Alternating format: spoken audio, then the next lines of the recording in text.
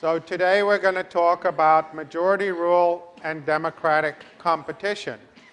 Whenever we think about democracy, there is this automatic, almost reflexive impulse to associate democracy with majority rule. We saw last time that was one of the things that frightened Madison and his contemporaries, that they wanted to limit the power of majority factions, as he called them, limit the power of majority rule. But we think today, reflexively, that majority rule confers legitimacy of some sort on collective decisions. And what our agenda today is to dig into why it is that anybody might think majority rule has some important normative property. Anyone have any suggestion as to why it might? Why should we care? You know, the endless recounts in Florida in 2000 as to who really had the majority. What's the big deal about majority rule? Why should we care? Any takers? Yeah.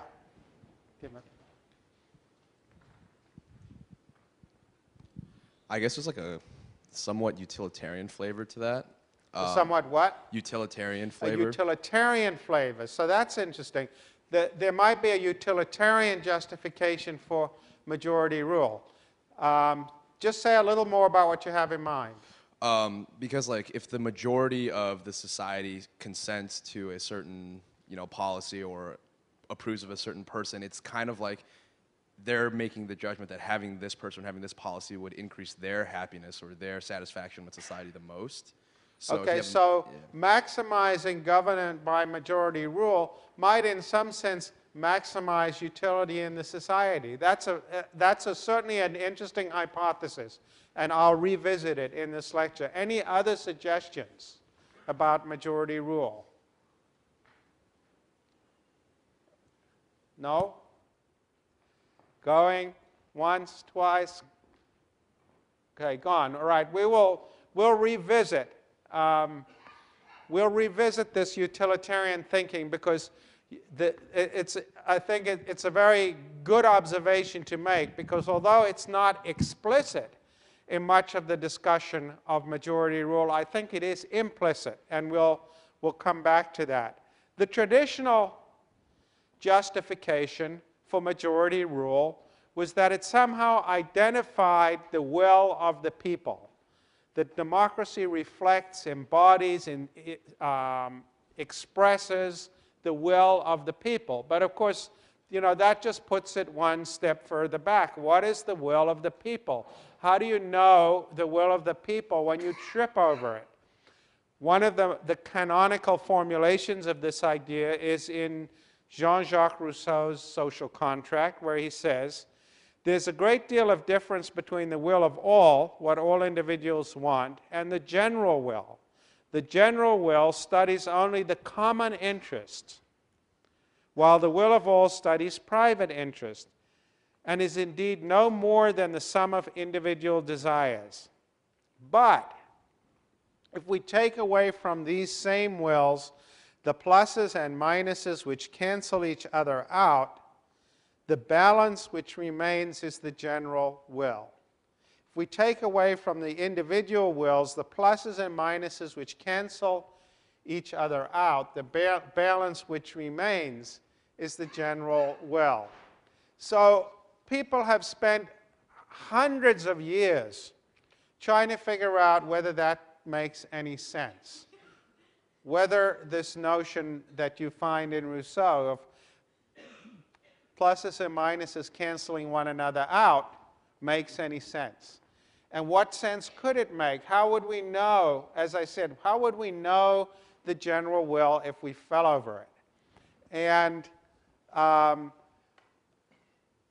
it's often been the case that people have tended to associate the general will with the idea of the will of the majority. But going all the way back to the 18th century, there has been the contrarian impulse first noticed by a philosopher called Condorcet at the end of the 18th century, but that has since preoccupied many theorists of democracy, and that is that, well, actually, majority rule doesn't even necessarily reflect the will of the majority. What Condorcet noticed was a very simple fact, which is, suppose you have a society where there are 3 voters, and each voter has a preference over 3 different policies.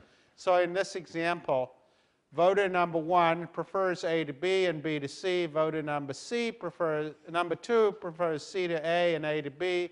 And number 3 prefers B to C and C to A.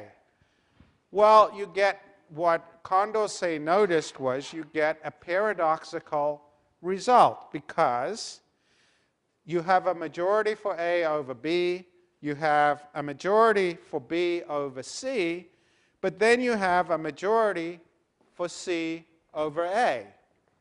And that seems like a contradiction, because if you dial back through your notes to when we were discussing basic properties of rationality, remember when we were talking about indifference curves and all of that, this seems to violate the principle of transitivity, because you have a majority for A over B, you have a majority for B over C, and then you have a majority of for C over A. So it seems like while our individual preferences can be rational, our collective preferences might be irrational in the sense that they contradict themselves. And so several things follow from this, or are thought to follow from this at least. One is that this Condorcet noticed in the 18th century, but a famous, indeed Nobel Prize-winning economist called Kenneth Arrow proved a theorem in 1951 in a little book called Social Choice and Individual Values, that this is a perfectly general result. And so if you have modest pluralism of preferences, which we were assuming, remember when we talked about cross-cutting cleavages on Monday, we were assuming is important for democracy, diversity of tastes and preferences, then you can always get this result with majority rule. So that has a number of unsettling implications, because it suggests there's no general will identified by the majority. On the contrary, if things are put in one order, you'll get one result, but if things are put in a different order, you'll get a different result. So, you know, the way parliamentary committees often work, you have a motion and then you have amendments to the motion. You always vote on the amendments first and then the final motion last. So another important theorem proved by somebody called Gerald Kramer about 20 years after Arrow basically says, if you let me determine the order of voting, i.e. what the amendments are and what order we'll vote on them, I can get any outcome. All I have to do is know your preferences and control the order of voting, and I can get a majority to appear to support any outcome. So this suggests that majority rule can be manipulated. Now you might say, well, when millions of people are voting, nobody's really controlling the agenda in that specific a sense, and nobody has all of that information about everybody's preferences, so people can't manipulate the outcome. That might be true as well, but it also suggests that there shouldn't be much moral authority attaching to the outcome. If we know, yeah, nobody manipulated that C wins, but if things had been done in a different order, B might have won or A might have won in this circumstance. So why should we attach any particular moral authority to the idea that C won? We shouldn't. It's just an arbitrary result. So footnote to this, if one important takeaway from Arrow's theorem is you should always be the last person to interview for a job. Right? Because if there's cyclical preferences among the interviewers over the candidates, you want the others to bump each other off, and then you come along at the end. Right? So don't say you didn't learn anything useful today. You certainly learned that. They call you for an interview, say, well, could I come in 3 weeks? Why don't you interview your other candidates first? So, majority rule, if there is such a thing as the general will, majority rule doesn't seem to identify it. And the public choice literature that came out of economics in the 1950s and 1960s basically converged on that proposition. It said there is no such thing as a social welfare function, which is just econ speak for saying there is no such thing as a general will, or if there is a general will, we don't know what decision rule would identify it. And a huge amount of ink has been spilt in trying to figure out what decision rule might identify unambiguously, something that we would feel morally comfortable calling the general will. And I don't think anybody has succeeded definitively at that task. Locke, we always come back to Locke in this course. Locke has a somewhat different defense of majority rule. Now you might think that's weird because most people think of Locke as somebody who defended rights. Right? We think of, if you go and read about the debates on the Constitution, the Lockeans versus the Republicans, if those of you who have taken a history course, the Lockeans were the people who wanted to create the Bill of Rights, defend against the majority, and so on. But in fact, if you go and read Locke, what you find is that he's a staunch defender of majority rule. He says, for when any number of men have by the consent of every individual made a community, they have thereby made that community one body, with the power to act as one body, which is only by the will and determination of the majority. Doesn't say why. For that which acts any community, being only the consent of the individuals of it, and being necessary to that which is one body to move one way, it is necessary the body should move that way whither the greater force carries it, which is the consent of the majority. Or else it is impossible it should act or confine or continue one body, one community. So he's saying that it's necessary the body should move that way whither the greater force carries it, which is the consent of the majority, or else it's impossible it should continue to act one body or one community, which the consent of every individual that united into it agreed that it should, and so everyone is bound by that consent to be concluded by the majority. And therefore we see that in assemblies empowered to act by positive laws, where no number is set by that positive law which empowers them, the act of the majority passes for the act of the whole, and of course determines, as having by the law and nature and reason, the power of the whole. So that's Locke's defense of majority rule. It's not that it identifies some general will. It's really an argument about power, right? He's basically saying, look, once you have a community, somebody's going to win. It's a little bit like Nozick saying, you know, once you have those independents out there, somebody's going to force them to join. Just a realpolitik argument, that the power of the majority is going to determine what the community does. And indeed, if we delve more deeply into other things that Locke says, he basically says, look, if you don't like what the government does, you can oppose, but if nobody agrees with you, you should, as we discussed earlier in the course, you should expect your reward in the next life.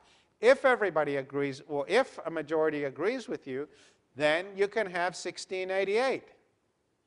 right? You can change the government.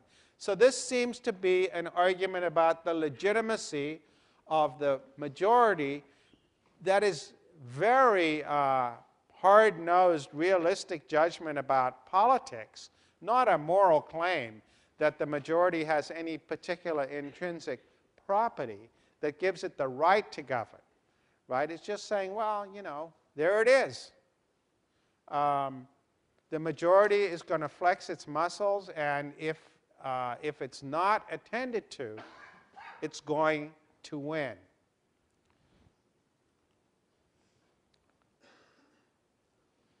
Now, I think that we will see Locke gets actually a lot closer to the truth of the desirability of majority rule than Rousseau did, or the people who are trying to come up with a notion of the general will, or what modern economists would call a social welfare function. And a way you could think about this argument, particularly in light of the question, the observation about the relationship between majority rule and utilitarianism, is that I think the best way to think of what Locke is doing here, it's a kind of negative utilitarianism, or at least a cousin of negative utilitarianism. We generally think of negative utilitarianism as the doctrine that we should minimize pain, as opposed to positive utilitarianism, which is maximize pleasure. We didn't make that distinction when we talked about Bentham, but it's there in the contemporary literature. So this is a cousin, I think, of negative utilitarianism, in the sense that I think that Locke thinks of majority rule, and indeed of resistance to power, as a way of limiting the possibility of domination. Limiting the possibility of domination. And he's saying the majority you can resist power if power is dominating you, but you're only going to win if you're in the majority, if you have the greater force. But why is majority rule the instrument for limiting the possibility of domination? Why should we think of majority rule as having that propensity? Anyone got a suggestion? Why should we think that majority rule, all things considered, would limit the possibility of domination? This is a hard question. Yeah. Well, it seems it would go back to the cross-cutting cleavages that we talked about the other day, that if you're going to be in the majority, you don't know if you're going to be in the minority on other things, so you would limit the domination that you put out. You wouldn't want to be a domineering presence for fear that there'd be other domineering presences in other spheres. I think that's exactly right. I think you've hit the nail on the head. He said, well, it's related to the cross-cutting cleavages and one's not knowing whether or not the policies that get enacted are going to be the policies that you want, or whether you're going to regard them as being imposed on you and dominating you. So the people, I'll come back to your point in a minute, but as background to it and to show, I think, why exactly why you're right and what turns on it you said, think about another prize-winning economist who's theorized about politics. This is a book published in 1962 by the economist James Buchanan and the political scientist Gordon Tullock, for which Buchanan got the Nobel Prize in 1986, and Tullock was not happy. And the argument was, well, we don't have a Nobel Prize for political science, so that's why they gave it to Buchanan. Although you may know that last year, in a slap at their own discipline, in fact, for the first time, the Nobel Prize Committee did give the Nobel Prize to a political scientist, a woman by the name of Elinor Ostrom at the University of Indiana. But that was then, and this is now. In 1986, Buchanan got the recognition And Tulloch was not happy, as he widely let it be known. So here's the intuition. It is Behind a Veil of Ignorance. This book, interestingly, a long time before Rawls wrote, 1962. But the basic idea is behind a veil of ignorance, how would you think about the decision rules that should govern you? How can you reason about that? And they said, well,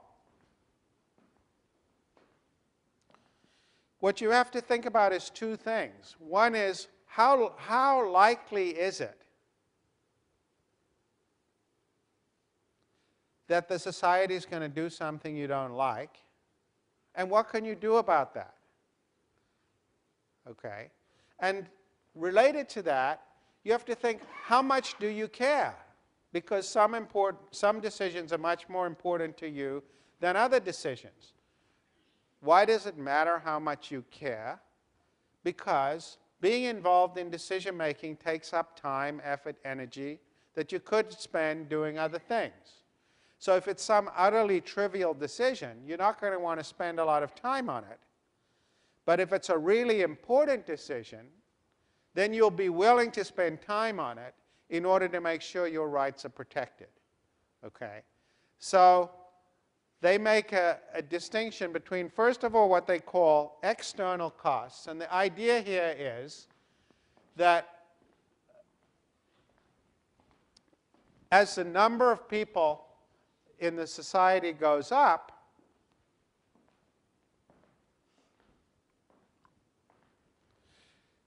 the chances that you're going to have some decision imposed on you that you don't like also goes up, because there are all kinds of decisions that people could make, right? On the other hand, there are decision-making costs too, and as the number of people in the society goes up, the decision-making costs increase as well, because there are more people to talk to negotiate with, and so on. And so what you have to think about is the sum of those two things. How important is it to you, right? How important is it to you to participate in decision making is going to be how much do you care about the result, and how much time you're going to have to spend on the result. And what they said in a kind of utilitarian calculus, they said what you're going to want to do is add them up. So you're going to want to minimize the sum of the external costs and the decision-making costs, right? You're going to want to minimize that. So when a decision is completely unimportant to you, then you won't want to spend a lot of time. But when a decision is really important to you, you will be willing to spend time. Okay? And so then they said, well, so how should we think about the organization of society? For questions that people think are really important, we should have something like unanimity rule, because after all, unanimity rule is a veto of one, right? Anybody, if you have unanimity rule, it's like the Pareto principle. Anybody can veto. Everybody's agreement has to be gotten in the limiting case. If you had absolute unanimity rule, you can't do anything without that, okay? Whereas for less important decisions, this point here where you minimize, when you're minimizing the sum of external costs and decision-making costs, well, it'll be something less than unanimity rule. It might be a 2/3 rule. And even less important things, you might say majority rule. And even less important things than that, you might say, you know, let the bureaucrats decide. It's just not worth my time. Okay? So for Buchanan and Tulloch, there's no presumption that there's any particular importance attaching to majority rule. On the contrary, we should say for the most important things, we should start with unanimity rule, and then we can come down the ladder of, or we can think about, you know, steadily declining supermajorities as things become less important to us. And so the argument was that for constitutional questions, it should be something very close to unanimity rule, and we should have entrenched or semi-entrenched clauses that are virtually impossible to change, and something that more, so in other words, they're telling a story that more or less reflects the structure of the American Constitution, where amending the Constitution does take very hard to get supermajorities, but regular legislation takes a lot less. And it's simply this calculation, this self-interested calculation, that leads you to often be willing to go with majority rule, and there's nothing more to be said about it than that.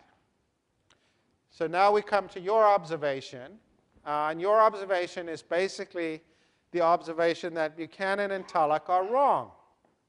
That Buchanan and Tullock are wrong because they confuse unanimity as a state of affairs in the world where we all agree about something with unanimity as a decision rule. And your observation was first made by Brian Barry, who sadly died last year, in a very good book called Political Argument, and was developed by Douglas Ray, who teaches here in SOM, in two important articles in the American Political Science Review. And what Barry and Ray pointed out was exactly what this gentleman here pointed out a few minutes ago, which is the whole Buchanan and Tullock story assumes we have agreement at the baseline. The whole Buchanan and Tullock story assumes that everybody's happy with the initial state of affairs. And so then we say, well, so we start at that baseline, and then we say the things that are most important to you from that baseline, we'll create unanimity rule and give you everyone in the room essentially a veto, right? But then we'll work down from that. But what Ray and Barry said was, well, what if we say that behind this veil of ignorance, we don't know whether we're going to like the status quo or not? Maybe we will, maybe we won't. But if you don't want to give any special status to the status quo, then you shouldn't bias decisions to the status quo, because maybe it'll turn out that you don't want the status quo, and then you're stuck with something that's impossible to change, right? And so what Barry and Ray showed was, well, actually, if you assume behind a veil of ignorance that you're as likely to be against the status quo as in favor of a status quo, then you would choose majority rule or something very close to it. So if the number of people in the society is even, you would choose n over 2 plus 1 or n over 2 minus 1. If you were wanting to minimize the probability that a decision is going to be imposed upon you, not knowing whether or not it was the decision favored by the status quo. So there's a kind of veil of ignorance logic in the Buchanan and in the Ray and Barry critique of Buchanan and Tullock, which says that the presumption should be in favor of majority rule or something very close to it, unless we want to bias the whole system toward the status quo, and we don't actually have any ultimate good reason for doing that. Because even if somebody at some constitutional convention preferred to entrench whatever it is, the right to bear arms, 200 years later, we might not take the view that we want to entrench that, but now it becomes impossibly hard to change.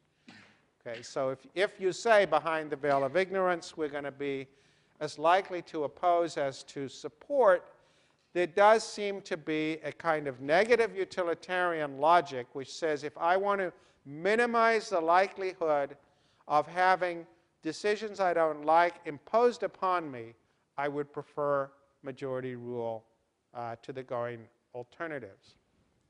Well, that's all very well, and I think that's the Barry and Ray argument is pretty robust. It's certainly stood up for what now, close to half a century. It's regarded as conventional wisdom on this point. Still in all, it doesn't tell us a lot about the dynamics of actual politics. How does competitive democracy play out when we're thinking about how actual political systems, actual democratic systems operate?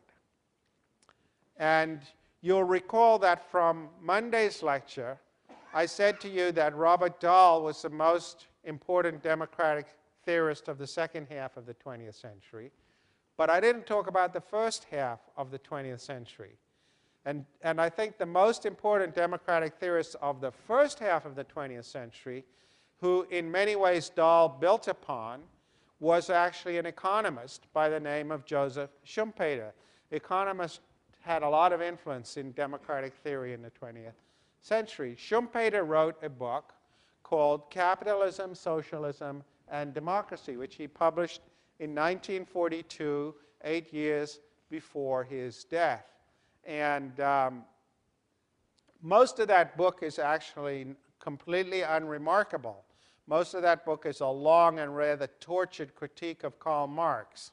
But the piece of it we're focusing on are those two little chapters called The Classical Theory of Democracy and Another Theory of Democracy. And I should say that those two little chapters are maybe the most influential writings about democracy in the real world that have came out of the 20th century. Now, it should also be said, just as a prefatory matter, that the title of the first chapter of those two chapters is misleading, because what he calls the classical theory of democracy is actually a neoclassical theory. It is Rousseau's idea of the general will, which we now know to be chimerical. But you know from Monday's lecture that Rousseau's idea of the general will was actually a neoclassical adaptation, because the ancient Greek idea was ruling and being ruled in turn, right? So Schumpeter's critique of what he calls the classical theory of democracy, we should remember, is actually a neoclassical 18th century idea.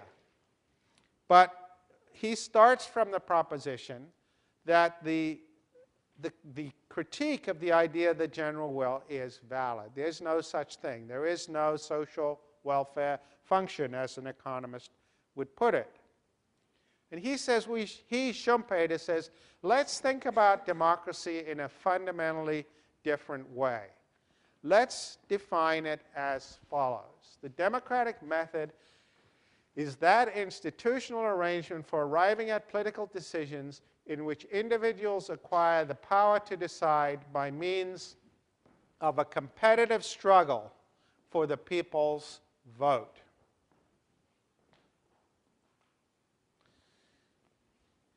And now he's going to develop this idea in that second little chapter with an analogy to the market.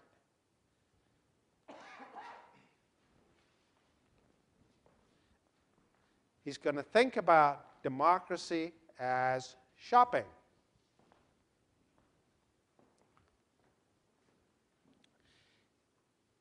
Schumpeter says, look, think about democracy. Think about the polity as an analog of the economy.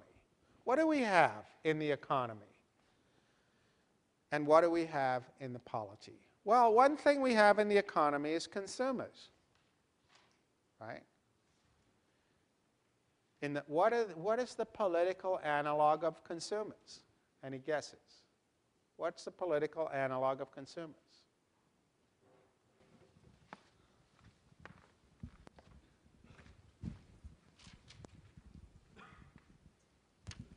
Voters? Yeah, voters. Another thing we have in the economy is firms. What's the political analog of firms? Anybody? You have the mic? Yes. Various candidates for positions. Yeah, parties. Good enough. Firms make profits. What is the political analog of profits? Whoever wins the election, Close. What do they get? How do they they win? get votes. Exactly. So firms want profits, parties want votes. Then firms produce products. What is produced in the polity? Various party platforms. Platforms, yeah, and legislation. And so when we think of the doctrine of consumer sovereignty in economics, what would the political analog of it be? This won't leap out at you immediately, but what? Okay. It's the idea of democratic legitimacy is the equivalent. When we say this consumer sovereignty in markets, there's democratic legitimacy in the polity. And so we have this basic parallel between the economic system where firms are competing for profits, right? And they engage in a competitive struggle for the consumer's dollar, to paraphrase Schumpeter, right? And parties are competing for votes, and they engage in a competitive struggle for the people's vote. And democracy is not about participation or deliberation or all of the things that people try to identify with. It's essentially, as I said, it's about shopping.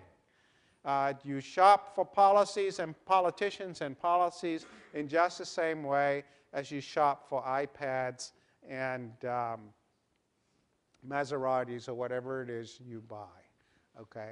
This is how we should think about democracy. Hugely influential, right? Hugely influential. And that what disciplines the elites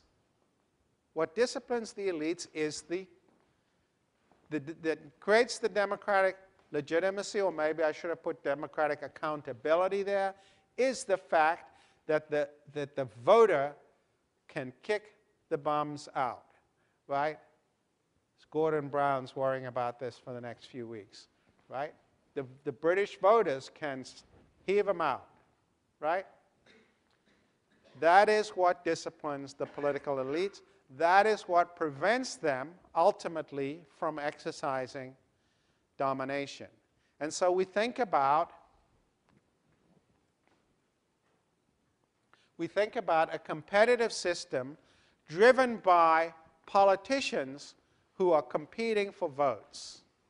Turns out there's a big tradition in American political science of studying this that goes back to, again, another economist, kind of depressing, all these economists, but there it is, in 1929, Hotelling, who wrote a paper trying to explain why is it that if you look at a town, any town, you'll find Target and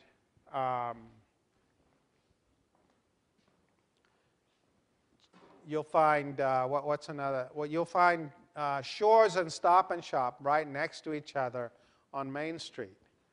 And Downs developed this into a political argument. Basically, he said, imagine you've got a continuum here from left to right. So the people with this is ideology. People on the left are here, people on the right are here. Well, we should think the population's more or less normally distributed, right? So most people are in the middle, and some people are at the two extremes. Well, if you have two political parties,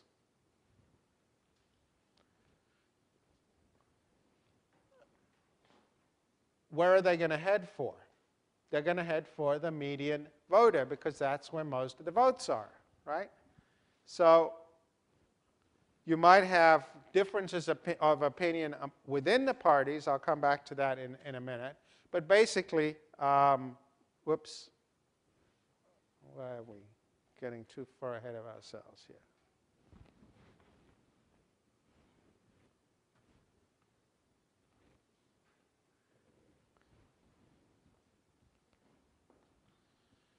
parties are going to head for the median voter because that's where the votes are. You know, we said when they asked whoever it was, why do you rob banks? Because that's where the money is.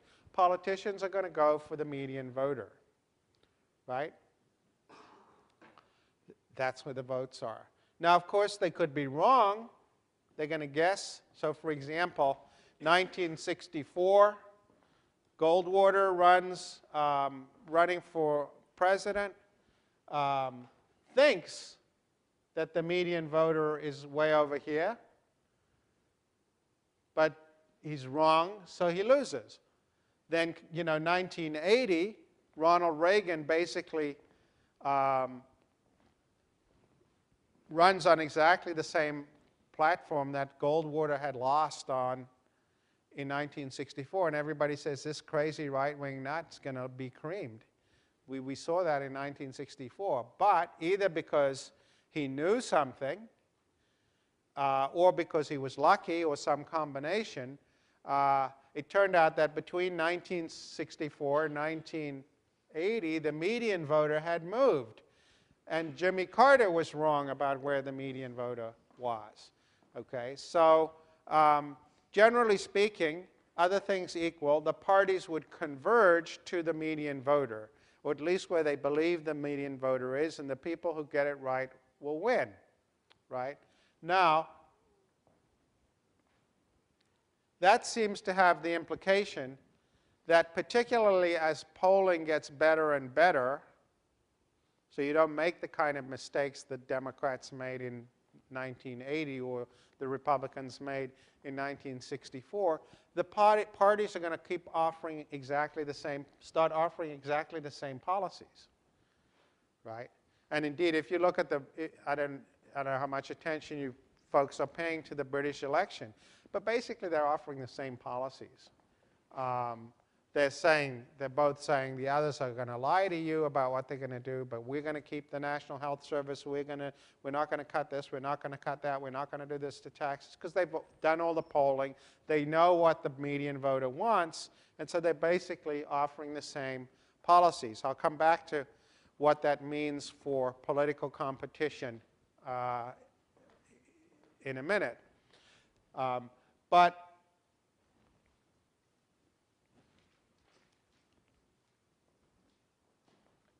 if they're competing, if they're basically offering the same policies, what are they competing over?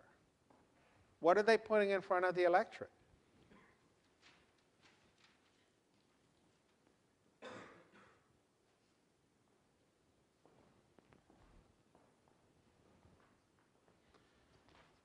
If they're basically both doing the same things, they're going to compete over things like, you know, character assassination. They're going to say, he's a liar. Vote for me because he's a liar. He says he won't cut the health service, but he will. The other one will say, he says he won't raise taxes, but he will. They said, well, he's dishonorable. He was involved in this, that, and the other scandal. That's what they're going to do. They can compete over personalities, right? Now, one way you could imagine something that would change that is if there were other variables that kept these parties apart. So, for example, we have primaries now in the US. And of course, the primary voters on the Democratic Party are over here, probably normally distributed. And the primary voters in the Republican Party are here. If you have to win the primary first, then you're going to get pulled down here, and the Republicans are going to get pulled over there, right? And so what happens is if you have some other force that pulls the parties apart, then you might get competition over policy.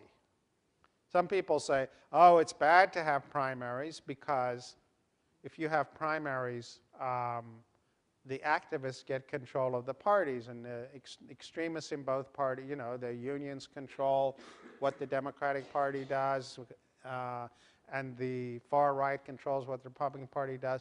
It's true. But the flip side of that is that when the general election comes, you actually have competition over policies, because the parties have been pulled apart by the fact that they had to win these primaries first. Now, there are other bad sides of primaries, but But part of the point here is you need to see that what it is that parties compete over can change, right? So when we put in the general election, the parties have been pulled somewhat apart. So if you have something in the structure of political parties, it could be primaries, it could be a strong control of the party selection process by the leadership or something like that, then you will get competition over policy. Now, you could, some people would say, that's better because people get a clear choice as opposed to just character assassination and that sort of thing. It's actually better for them to compete over policies. Notice, though, if you do have strong parties that are kept up ideologically apart and you have competition over policy, you can get results like in Britain, the British railways have been nationalized and denationalized 3 times in the 20th century, you know, because Labour comes in and nationalizes them, and then the Tories come in and denationalize them. So you get policy alternation, and that could be good or bad, but it's a different thing to compete over. So you can have competition over personalities, you can have competition over policies, and of course you can have, as we do in our system, you can have competition over pork. If you have a system in which you have individual constituencies, like we do in the US, you have congressional constituencies and then you have states, each representative is really looking for not the national median voter, but the median voter in their district, right, or in their state. That's who they're serving, right? And so there's a lot of literature about whether it's better to have proportional representation, where you have basically one national constituency, or whether you should have a system in which politicians compete with one another as to who's going to bring more pork back to our district. Okay, so I mention these things only so that you're aware that once we talk about political competition, we haven't settled what it is that parties compete over. But Schumpeter didn't address these because Schumpeter ultimately didn't care. He didn't care really whether they were competing over personalities, policies, or pork. The point was that they were competing, and they wanted to throw one another out. This is the system, to hearken back to Monday's lecture, this is a system in which ambition really counteracts ambition. Whereas separation of powers and all that, for the reasons Dahl gave, doesn't really work. There's no mechanism, right? But this creates a mechanism for ambition to counteract ambition. So Schumpeter and Dahl are much more sympathetic to the idea of pluralism and cross-cutting cleavages and a competitive struggle for the people's vote than they are to institutional checks and balances to discipline elites. Of course, there are problems with Schumpeter. I'll just mention them briefly because we're running short of time, and you can pursue them in section. But one is you're going to have 2 parties or maybe 3 parties or 4 parties. It's oligopolistic competition. It's not a very thoroughgoing form of competition. So that's one thing to think about. Secondly, this whole thing doesn't address the role of money in politics. You will see this in sharp relief in the state of Connecticut in the next 8 months, where the likely Republican nominee for Chris Dodd's Senate seat has already announced she's going to spend $50 million of her own money on her campaign. And so Attorney General Richard Blumenthal, who's the likely Democrat, has to raise a lot of money. So it's not necessarily a competitive struggle for the people's vote, but rather struggle for money, and that has implications which you should think about. Notice, third, that this Schumpeterian story completely devalues participation. After all, it buys into the Buchanan and Tulloch definition of the problem, where we saw participation was defined as a cost. A cost of, if you have to spend time participating in politics, it's time you could be spending driving your Maserati, and you'd rather be doing that. That's the assumption, right? How good an assumption is that? Maybe participation is inherently valuable. Then you have to think about that. And then finally, it really is a minimal conception of democracy, right? Now, some people have operationalized Schumpeter to say, and this is true in the comparative politics literature about new democracies, that we can't call a system a democracy until the government has twice lost an election and given up power. This is called, sometimes called the Schumpeter two-turnover test. Famous Harvard political scientist who recently died called Samuel Huntington came up with the two-turnover test. We can't call something a democracy unless there's been this turnover at least twice. In one way, that's a stiff test. Japan didn't meet it until very recently. The US didn't meet it until 1840. India didn't meet it until recently. South Africa, which people crow about as a new democracy, has yet to meet it. We don't know what would happen if the ANC lost an election. Would they give up power? Maybe, maybe not. Okay. So in one respect, it's a robust test, but people criticize it as being minimal, saying, really, there's more to democracy than that. And we'll come back to that question next week. But what I want you to take away is, I think, the enduring insight of the Schumpeterian model that really starts with Locke's linking. Locke was very prescient. He saw 3 centuries ahead. Linking of majority rule to this idea of resisting domination. And that non-domination, this idea of resisting domination, however you institutionalize it and operationalize it and all of that, that is the basic animating ideal of democracy. We'll pick up from there on Monday.